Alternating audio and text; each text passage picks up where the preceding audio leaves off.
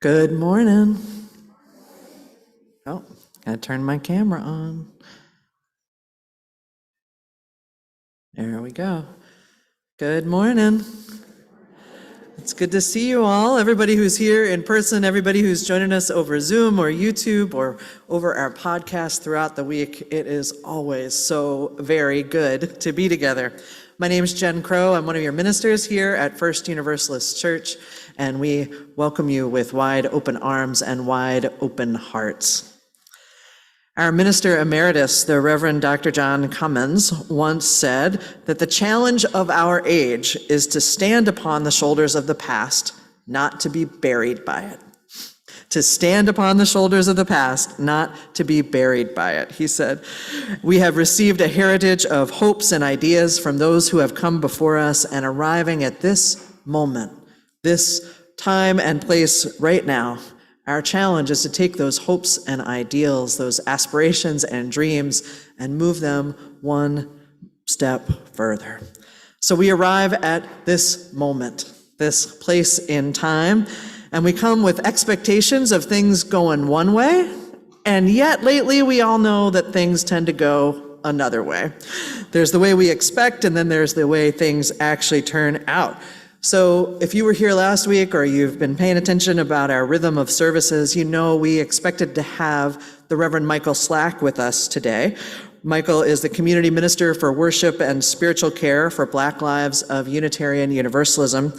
But Michael and so many in our Unitarian Universalist community are grieving loss upon loss this week.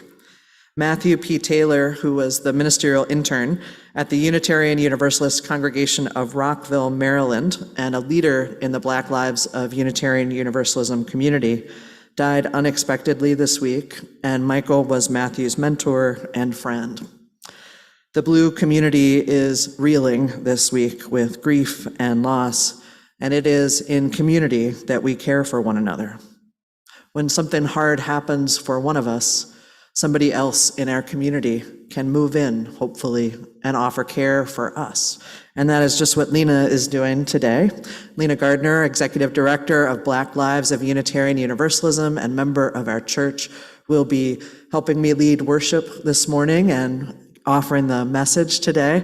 So we're grateful for the many ways you've been able to care for Michael, and that we can trust that community is there to care for us. So I know that we have all experienced tremendous loss in different ways over the last couple of years. And I wonder, is there something, and this is a real question I'm asking kids and adults and all of us here, what helps when you have experienced a loss? What helps when you are hurting or feeling sad? It could be that we've lost a loved one, a person, a pet, a community, a relationship, a situation. Maybe we had to move schools this year. When things change, when there has been a loss, what can you do to take care of yourself and to take care of each other? So I'm inviting you for real to shout out to me a couple of the things that you do either to take care of yourself or to care for each other when things are hard. How do we do it? Food. Yeah. Compassion rather than pity. Amen to that. Exercise. Yes. What else helps? Hugs. Yeah. Time with friends. Singing, yes, any way we can. Dancing. What else? Sleep. Okay, I hear something back there, but I can't hear it. Help me. Family. Yes, good job. Anything else? Therapy. Getting outside help, as I call it. Very helpful.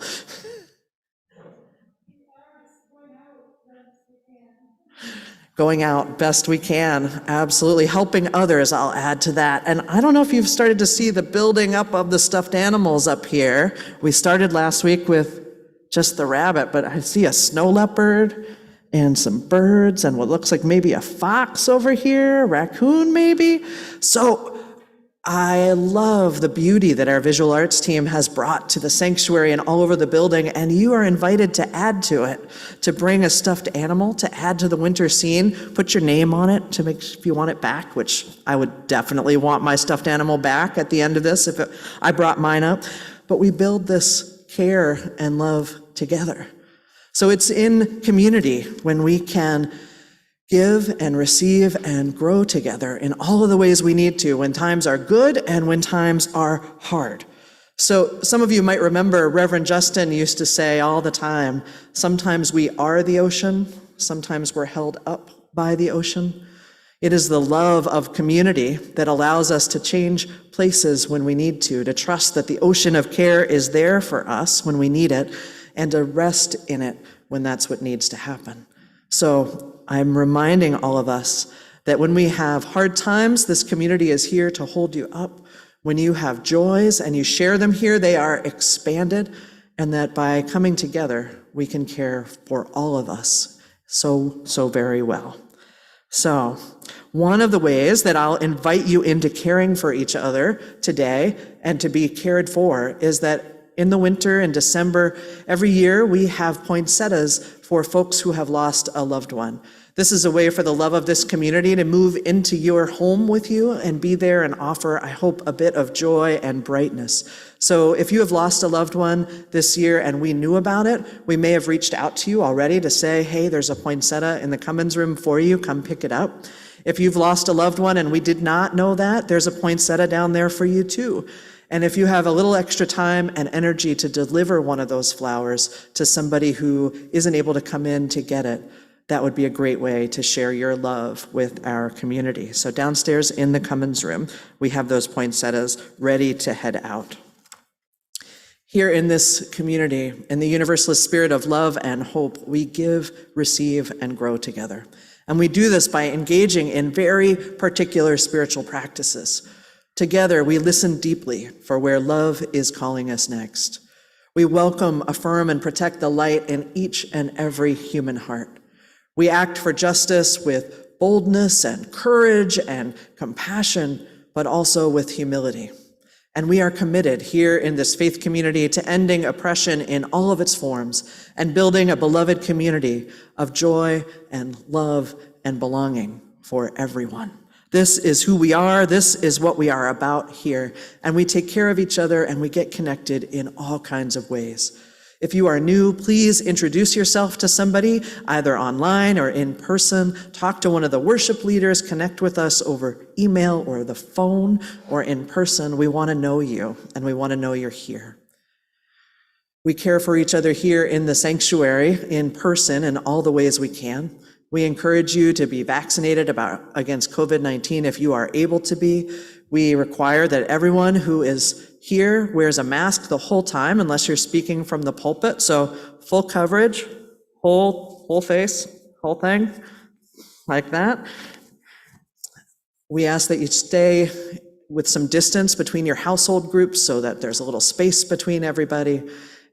And if you're feeling sick or waiting for your test results, please stay home and join us over Zoom or YouTube or over the podcast. But all the ways we can be connected, we want to. And today we're trying something new too.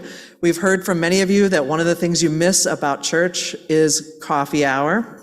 So we're going to try something here. Downstairs in the atrium after the service, you will see cups of coffee to go. So coffee hour to go is what we're going to try out. Stop by, grab your cup of coffee, take it outside and talk with each other. We are blessed with better weather today than who knows what it'll be next week or the week after. So please enjoy a chance to connect with each other after the service that way, if that feels right for you. So I invite us now to settle in for our time together, to make yourself comfortable any way that you will. For some of us, that's getting still. For some of us, that's wiggling a little bit. Whatever it is just right. And I'm going to invite us to take 3 on-purpose breaths together. It's a way for us to be connected wherever we are. So I invite us to breathe in and breathe out. to breathe in and breathe out. And one more breath in and breath out.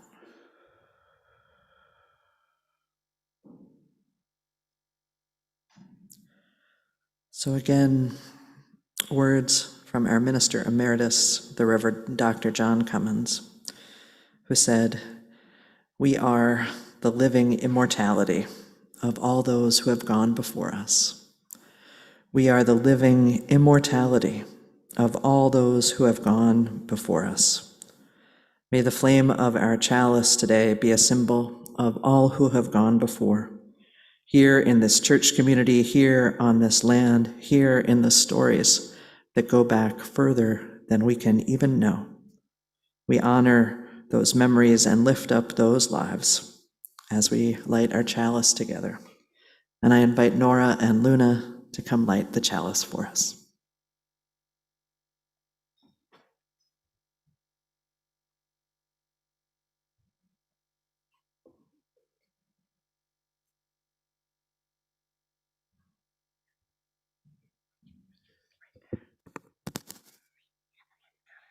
Love is the spirit of this church, and service is its law. This is our great covenant, to dwell together in peace, to seek the truth in love, and to help one another.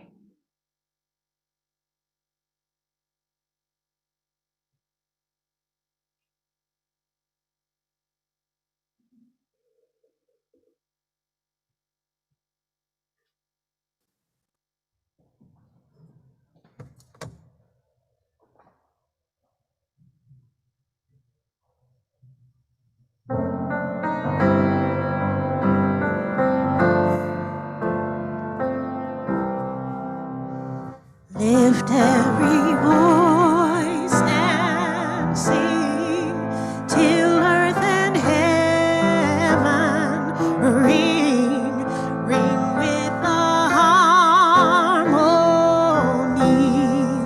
of liberty. Let our rejoicing rise high as the listening skies. Let it resound loud as the rolling sea. Sing a song full of the faith that the dark past has taught us. Oh, sing a song full of the hope that the present has brought us. Facing the rising sun of our new day begun. Let us march on till victory is won.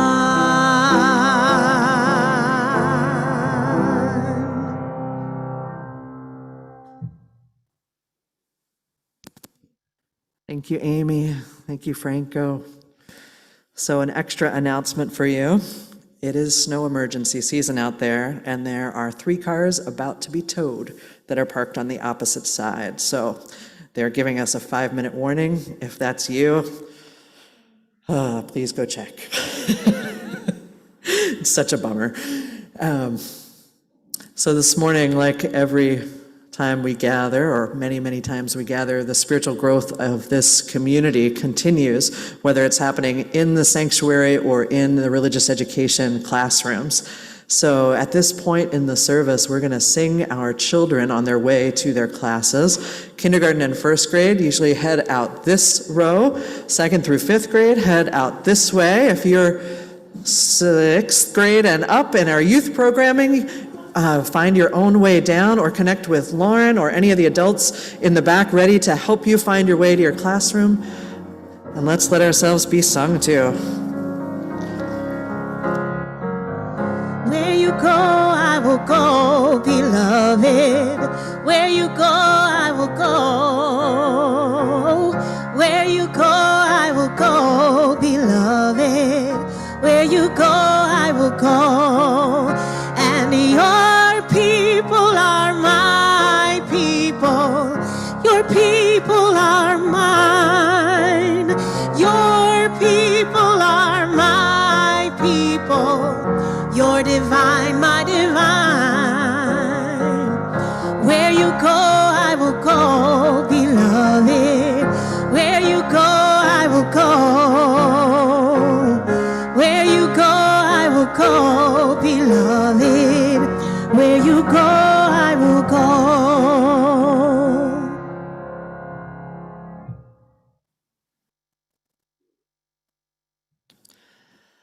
It is still so hard for me not to sing with you.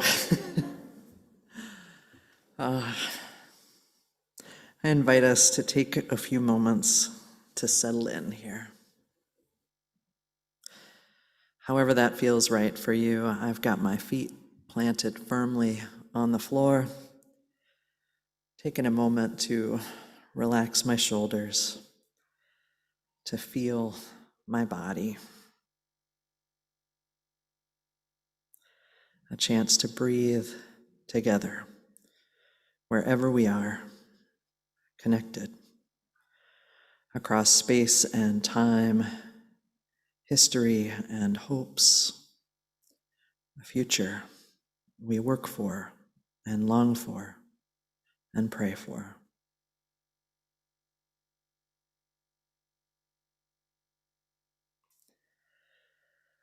As we move into this time of prayer and meditation, I offer us the words of the theologian Starhawk, who wrote this.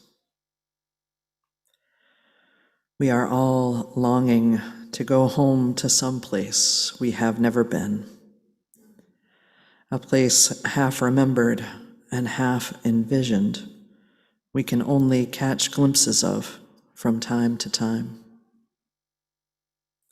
Community. Somewhere there are people to whom we can speak with passion without having the words catch in our throats. Somewhere a circle of hands will open to receive us, eyes will light up as we enter, voices will celebrate with us whenever we come into our own power. Community means strength that joins our strength to do the work that needs to be done. Arms to hold us when we falter. A circle of healing. A circle of friends.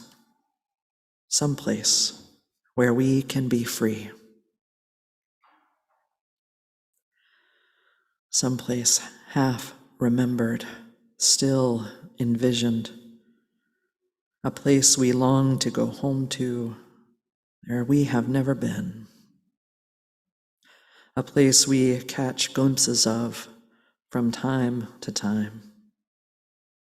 Community. A place where we are strengthened when we falter. Arms that reach out to hold us. Voices that celebrate when any of us comes into our own power.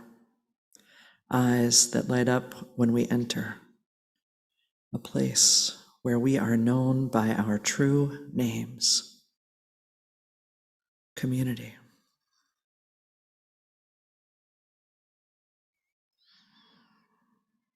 It is in community that we can hold it all. The sorrows and joys, the gratitudes and grief that we know as the cycle of life turns for us all. Today we hold our losses and our grief together. Our hearts are with those in Illinois and Missouri, Arkansas, Tennessee, and Kentucky who have lost lives and homes, their communities impacted by the tornadoes that swept through the land on Friday night.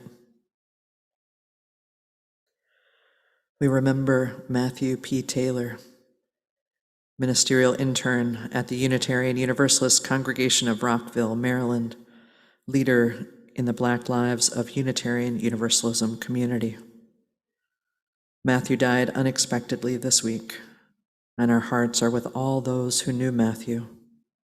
Matthew's huge heart, their warmth and truth and love, all of those spaces made better because of their presence. We know that like all loss, Matthew's death rings the bell of grief that lives in our hearts. And we recognize the deep grief that is held in our larger Unitarian Universalist community, and especially within the Black Unitarian Universalist community this year, on the loss of not only Matthew, but 5 other Black Unitarian Universalist leaders as well. And we name them: Hope Johnson, William Chester McCall, Kimberly Hampton, Alondria Williams, Tony McDonald, Matthew P. Taylor. The Reverend Sophia Betancourt wrote earlier this week that this is a time of public lament. For all of us, she wrote, for all of us who move through the potentials and possibilities of this liberal and liberating faith. For all of us who swore to one another that we would do whatever it takes to stop our Black and Indigenous and people of color leaders from dying before their time. For all of us who hold on to one another as an embodiment of the now of Unitarian Universalism and not just the dream of what one day might be. Beloveds, she writes, I am sorry for these oceans of loss. I am sorry for a collective grief that wears away at the spirit like water licking salt into new form. I am grateful for the amazing beings that have honed and shaped us and that call us into great promise from the ancestral realm. Thank you, Matthew. Thank you, Hope. Thank you, Chester. Thank you, Kim. Thank you, Alondria. Thank you, Tony. We are better than we could ever have been for your presence among us. And this morning we add one more name to this time of public lament and this space of collective grief. The Reverend Dr. John Cummins, Minister Emeritus of this congregation, died yesterday, Saturday, December 11th, at his home in Minneapolis. His daughter, Carol Cummins, was with him as he transitioned. John and his wife, Drew Cummins, moved with their family to Minneapolis in 1963. For decades, John was a leader in liberal religion and an ardent supporter of a variety of progressive social causes. He was active in the civil rights movement, the sanctuary movement, the women's rights movement, fighting for immigrant rights, and so much more. John served this congregation with dedication and care until his retirement in 1986. Prior to that, he served Unitarian Universalist congregations in Maine and Massachusetts, and he and his wife, Drew, were active in denominational leadership. In addition to his daughter, Carol, John is survived by his son, Clyde, and he was preceded in death by his wife, Drew, and their son, Christopher. A celebration of life for John will be held here in the near future. John was always one to share his wisdom and learnings and spiritual path. And at the time of his installation here in 1963, he shared that he had his first truly religious insight in 7th grade, thanks to his biology teacher. They were on a field trip along an ocean beach, and the teacher picked up a spiraled conch shell that was lying empty in the sand and began reciting the poem, The Chambered Nautilus, by Oliver Wendell Holmes. It goes like this. Build thee more stately mansions, O my soul, as the swift seasons roll. Leave thy low vaulted past.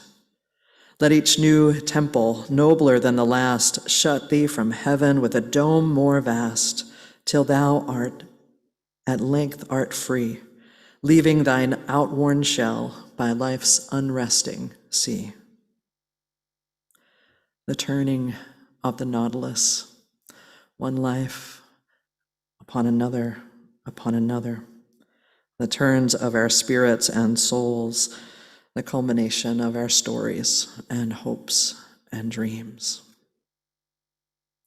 May we too know the comfort and the brilliance of nature, the love of community, where and however we find it. And may we pray together that the weight of oppression might be lightened, that the grip of addiction might be loosened, that grief might be shared, that joy might break through, and that love might make every suffering bearable for us all. May it be so. Amen.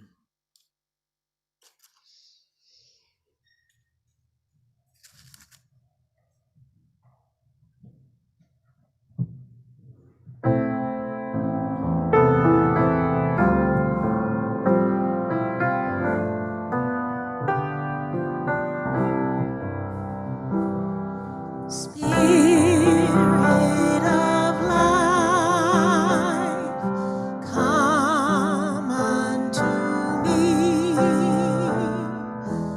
Move in my heart. So we're giving life the shape of justice. Blow in the wind, rise in the sea. Spirit of life, come to me, come to me.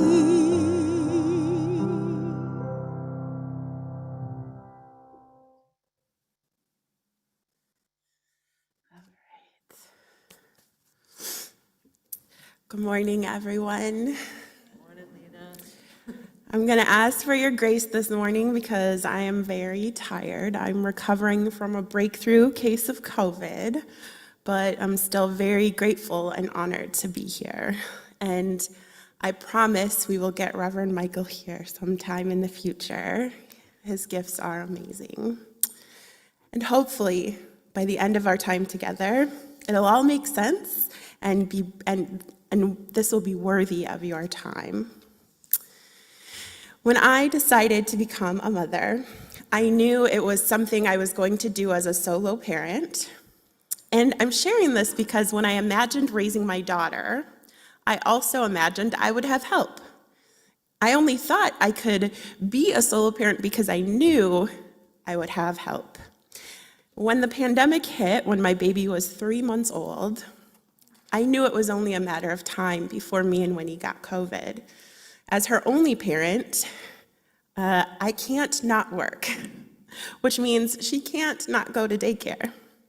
We took every precaution, and gratefully, I accepted the protection of the vaccine when it was my turn.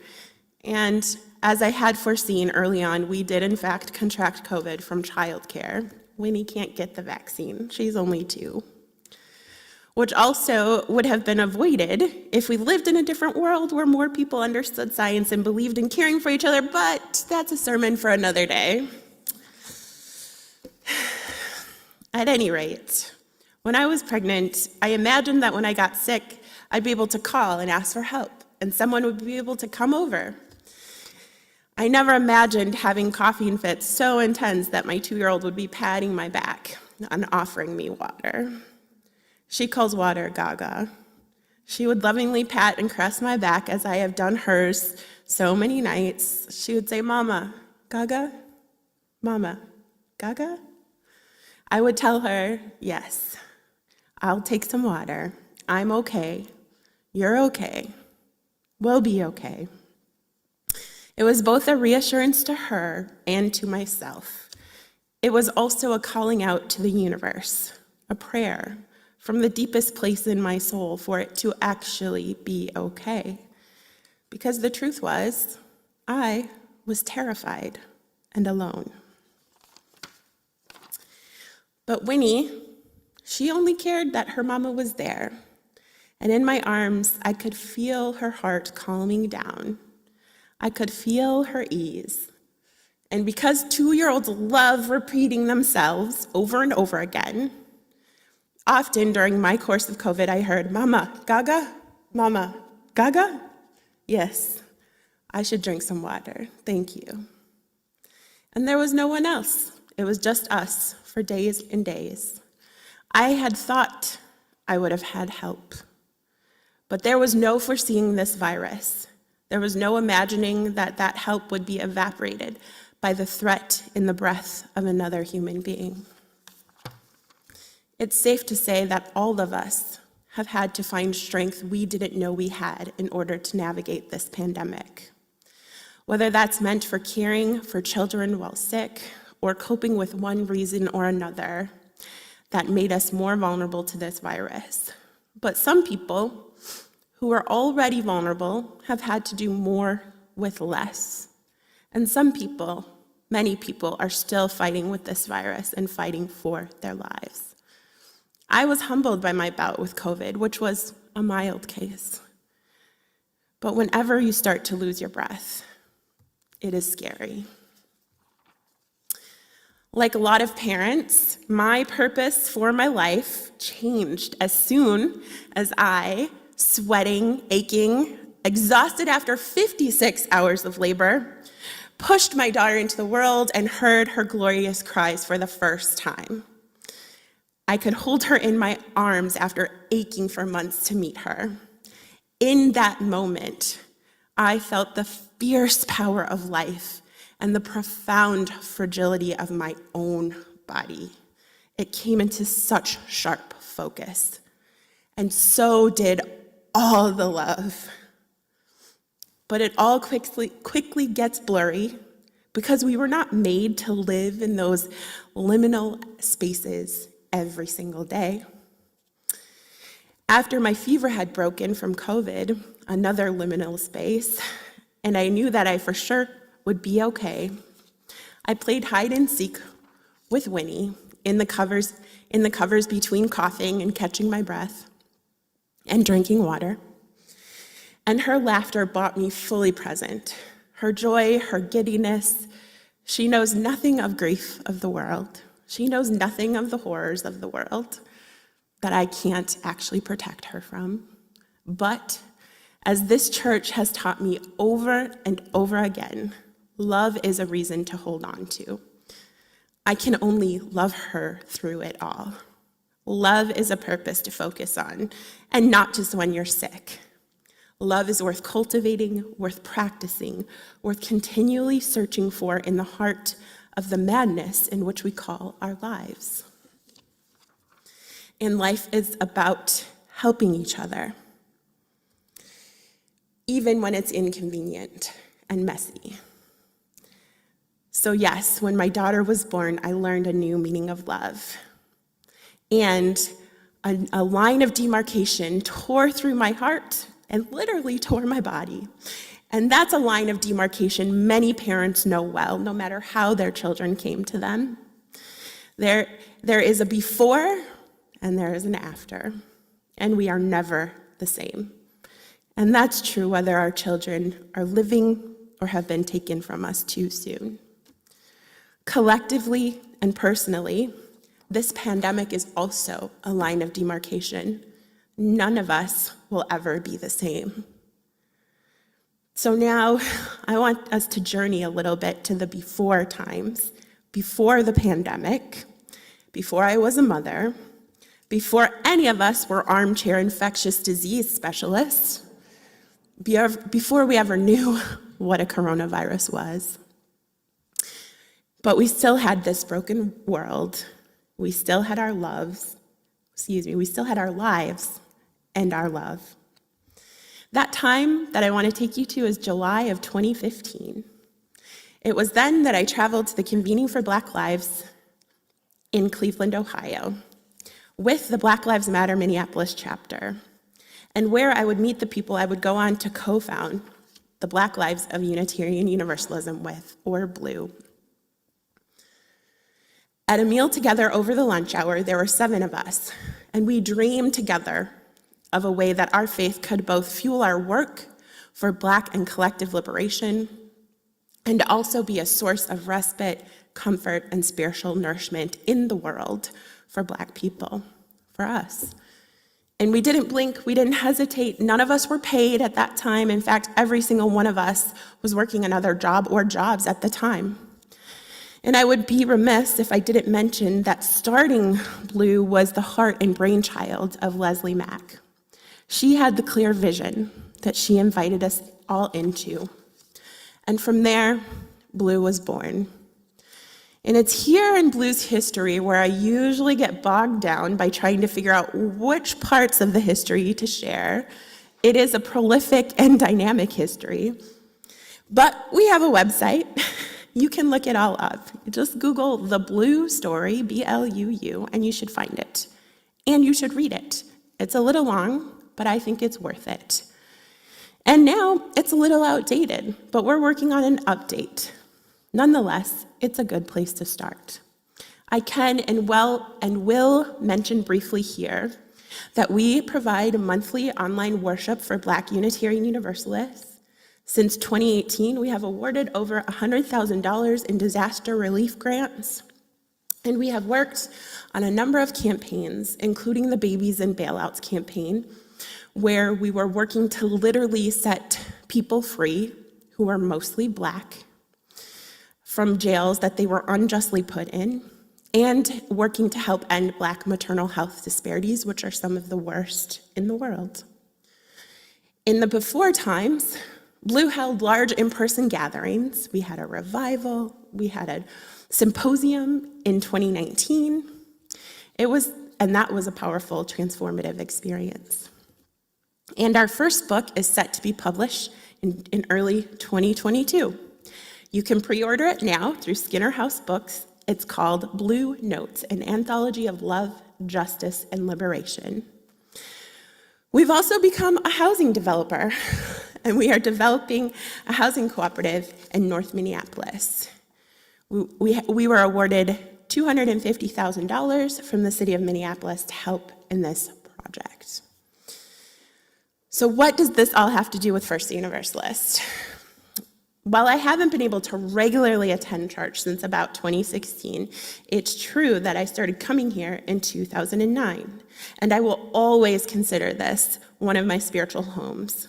It was with a broken leg and grief-sick heart that Reverend Justin's message of unconditional love found me and helped me believe that I was loved here. Then I discovered Reverend Kate Tucker's beautiful ways of weaving together intricate stories with spiritual truths, often contradictions, and it helped me to understand the world in a more complex way, while not ignoring the simplicity of some truths, while also always embracing a curious heart. In many ways, I learned more about the promise of what love could be here in this church than anywhere else. And I could also see who has been left out, and how we sometimes get in our own way at First Universalists and in Unitarian Universalism. Our traumas and privileges get the best of us sometimes, despite having the best of intentions. Even so, this church and many people from it have helped me believe in the possibility of a Unitarian Universalist faith that can and does change the parts of the world that we are able to, and does so in a spirit of love. The way this church wrestled and continues to wrestle with how to answer love's call helped embolden me to say yes to Leslie's vision of what Black Lives of Unitarian Universalism could be, because I also knew that this church would journey with me. I knew that saying yes to BLUU was building a distinctly Black vision of Unitarian Universalism. And we have not been perfect. We have made mistakes. I have made mistakes. And we've learned, and I have learned at this church, that making mistakes individually and collectively is not just okay, it is necessary to live more deeply into love and justice. Sometimes people at First Universalist were wildly uncomfortable with what I was asking them to do, whether that was for BLUU or Black Lives Matter Minneapolis, and still many people showed up.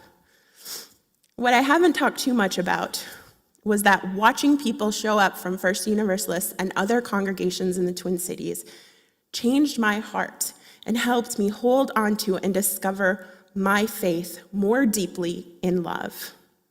I will never forget being on 94 with Reverend Jen Crow and getting tear gassed, fighting for justice for Philando Castile. I have learned so many lessons and been humbled by being in the arena fighting for justice and daring greatly, to borrow words from Brene Brown, who borrowed words from Theodore Roosevelt. We, as UUs at this church, it would seem, are daring greatly on love. For me now, personally, it is a season of healing, reflection, parenting, and leading BLUU in a more sustainable way. Collectively, for BLUU, we are discerning what's next for us with the help of an amazing organization called AORTA, and that stands for Anti-Oppression Resource Training Alliance. And once again, two things are true at the same time. I need both places. BLUU and First Universalists are both my spiritual homes. Both have different and important roles in the world and in my life. And I want both communities to be with me as part of helping to raise my daughter. I want both communities because we all need more than one circle, and those circles support us in different ways. Both communities have transformed who I am, how I know to fight, how I know to love and to fight for justice, and how I want to help build the part of this world that is mine to build and ours to build. Because while it was just me and my daughter when I was sick with COVID and we were physically isolated, I did also have people bringing us meals and medicine, people who were checking in on me. I could feel people's prayers and love. And while I had wished and wanted more physical help, I was also aware that I was not completely alone. I did have help in some unexpected ways as well. Mama, Gaga, Mama, Gaga. I also know that had my pulse ox not gone up and I needed to go to the hospital, I would have called on people to care for Winnie. And we would have all been uncomfortable and afraid, but we could lean in to love to get us through that. During my illness, one of my friends just posted without any warning, "Hey, COVID is hard. Maybe you can give Lena some money." And people sent $5 here, $10 there. And it helped me because it made their love tangible. They couldn't come over to give me a hug, but they found another way. And if nothing else, I knew that people hadn't forgotten us, and it eased the way. Many of those folks were UUs. So when it comes to BLUU, two things are true. Just like when me and Winnie were sick, we have done an immense amount of work as Black Unitarian Universalists. This is true. We haven't been perfect, but we have helped a lot of people feel loved deeply in all of their Blackness. And this love is at the heart of the Unitarian Universalist gospel. What is also true is that we wouldn't be here in this way without the support of lots of non-Black UUs who believe in our ministry, in our vision, and who want to see us thrive, and who have helped us immeasurably. As BLUU continues to grow and change, I invite you to continue journeying with us. We have even bigger dreams. I wish this world wasn't so complicated. My 2-year-old, who doesn't even have many words, knows when she sees someone in need of help. She already knows how to comfort and offer what help she has access to. Mama, Gaga? She was scared. She didn't fully understand what was happening, but she could see I was sick. As you use, I wish we could be more like Winnie. Oh, you're sick, you're coughing, maybe you need some water. Here's a little comforting consensual touch. And here's some water. This is what I know to offer you. Here's the love. No questions about if you deserve that water, nor how you're going to use it. Just, oh, you're sick? Maybe you need some water. It's what I have to give. Mama, Gaga, I see you. I call you by the name I know you. Here is the water. Even if I don't fully understand it, I know you need help, and I have some to give. I am willing to share. I love you. And as a you, love is one thing I can bring, and I will make my love seen and felt. I won't only proclaim it. For another day, we can talk about how love is the sister to justice.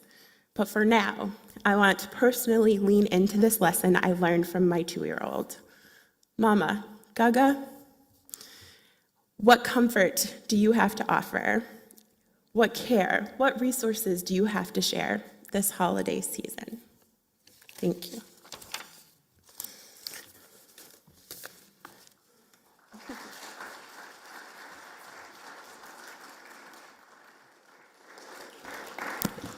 Thank you, Lena, for your message, for your work, for your leadership, for your vision, for your love of us. Love made real, a community that can support us all when we need it.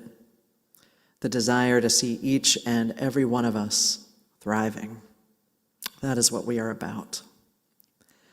So every Sunday when we gather, we have an opportunity to share our resources, to give and receive and grow together. This is a time where we invite you, if you have financial resources to share, to do so. And if this is a time or a season in your life when you need to receive, to please let us know so that we can share our resources with you. Sometimes we are the ocean, sometimes we are held up by the ocean. It's important to share with each other in all of those seasons of our life.